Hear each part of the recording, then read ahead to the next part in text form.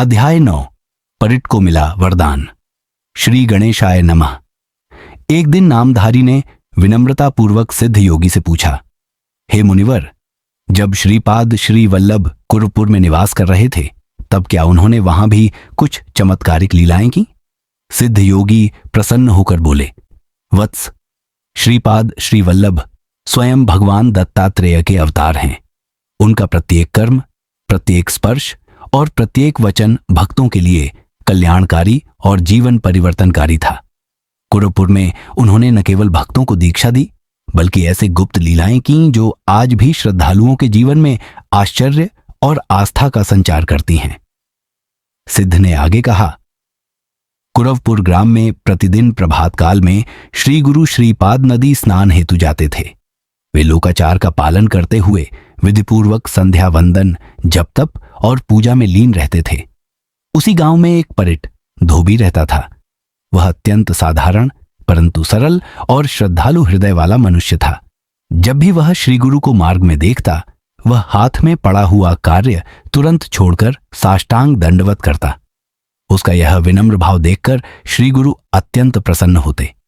एक दिन जब परिट ने हमेशा की तरह उन्हें प्रणाम किया, तब श्री गुरु मुस्कुराकर बोले, वत्स, मैं तेरी भक्ति और श्रद्धा से अत्यंत प्रसन्न हूं। तू हर बार काम छोड़कर मुझे प्रणाम करता है, यह अनावश्यक है।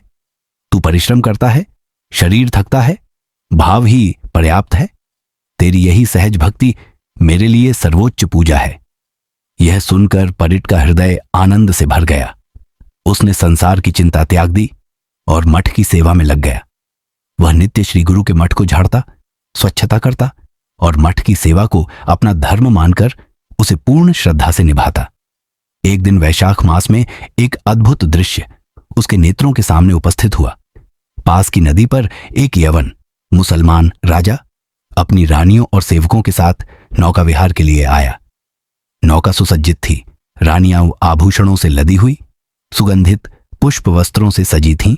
चारों ओर बाजों की गूंज, हाथियों घोड़ों का शाही लवाजमा, सुंदर छतरियां, जलती हुई धूप बत्तियां, संपूर्ण दृश्य एक राजसी स्वप्न की भांति प्रतीत होता था। परिट, जो झाड़ू लगा रहा था, उस दृश्य को अपलक देखता रह गया। उसके मन में विचार उठने लगे, क्या यही जीवन का असली सुख है? यह राजा कितना सौभाग्यशाली है। किस पुण्य का फल है यह वैभव। न जाने इसने किस गुरु की सेवा की, कौन से व्रत किए कि इसे ऐसा भोग और सुख मिला। और एक मैं जीवन भर कपड़े धोता रहा, सेवा करता रहा, परंतु न कभी विश्राम मिला, न वैभव। उसी क्षण श्री गुरु ने परिट के अंतर्मन की भावना जान ली। वे निकट आए और बोले, वत्स, क्या सोच रहा है? परिट ने लज्जित होकर कहा, स्वामी, मैं उस राजसी सुख को देखकर क्षण भर मोहित हो गया। एक क्षण के लिए लगा कि क्या मेरे जीवन का कोई मूल्य है, लेकिन तत्क्षण ही मैंने सोचा, मुझे आपके चरणों की सेवा मिली है, यही मेरा सौभाग्य है। श्री गुरु मुस्कुराए और बोले, वत्स, तेरे मन में जो भोग की इच्छा उत्पन्न हुई वह स्वाभाविक है। तू जब से जन्मा है केवल श्रम, संघर्ष और सेवा में ही जीवन बीता रहा है।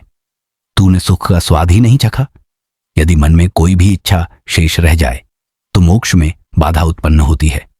इसीलिए मैं तुझे आशीर्वाद देता हूं, अगले जन्म में तू यवन जाति में जन्म लेकर बेधार बिदर का राजा बनेगा।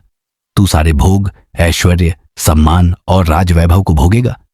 यह सुनकर परिट ने विनीत भाव से कहा, स्वामी, बस एक विनती है, उस जन्म में भी आप मुझे न भूलें। कृपा कर मुझे दर्शन अवश्य दीजिए। श्री गुरु बोले, वत्स, तू मेरा निस्सीम भक्त है, मैं तुझे कैसे त्याग सकता हूं? उस जन्म में मैं नृसिंह सरस्वती के रूप में तेरे समक्ष प्रकट होकर तुझे आत्मज्ञान दूंगा और यह पूर्व जन्म की स्मृति भी कराऊंगा। श्री गुरु ने आगे पूछा, यदि तू चाहे तो यह भोग मैं तुझे इसी जन्म में, इसी वयोवस्था में भी दे सकता हूं। परिट हंसकर बोला, प्रभु, इस वृद्ध शरीर से मैं क्या भोगूंगा? मुझे सुख भोगने की इच्छा है, परंतु युवा अवस्था में ही। कृपया अगले जन्म में ही यह वरदान दें। श्री गुरु ने प्रसन्न होकर कहा, तथास्तु। परिट घर लौटा और कुछ ही दिनों में उसने देह का त्याग किया।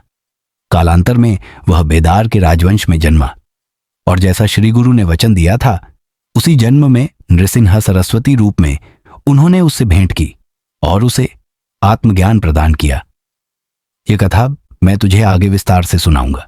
सिद्ध योगी ने आगे कहा, नामधारी, श्री गुरु के कारण ही कुरवपुर जैसे छोटे से गांव को तीर्थ की प्रतिष्ठा मिली। वहां आज भी उनकी गुप्त उपस्थिति विद्यमान है। यद्यपि वे आश्विन कृष्ण द्वादशी मृगशिरा नक्षत्र में गंगा में अंतर्ध्यान हो गए, परंतु वे सूक्ष्म रूप में आज भी वहां विद्यमान हैं। श्रद्धालु भक्त जब सच्चे हृदय से कुरवपुर की यात्रा करते हैं, वहां गुरुपीठ के समक्ष नतमस्तक होते हैं, तो उन्हें अपने भीतर किसी अदृश्य शक्ति की अनुभूति होती है।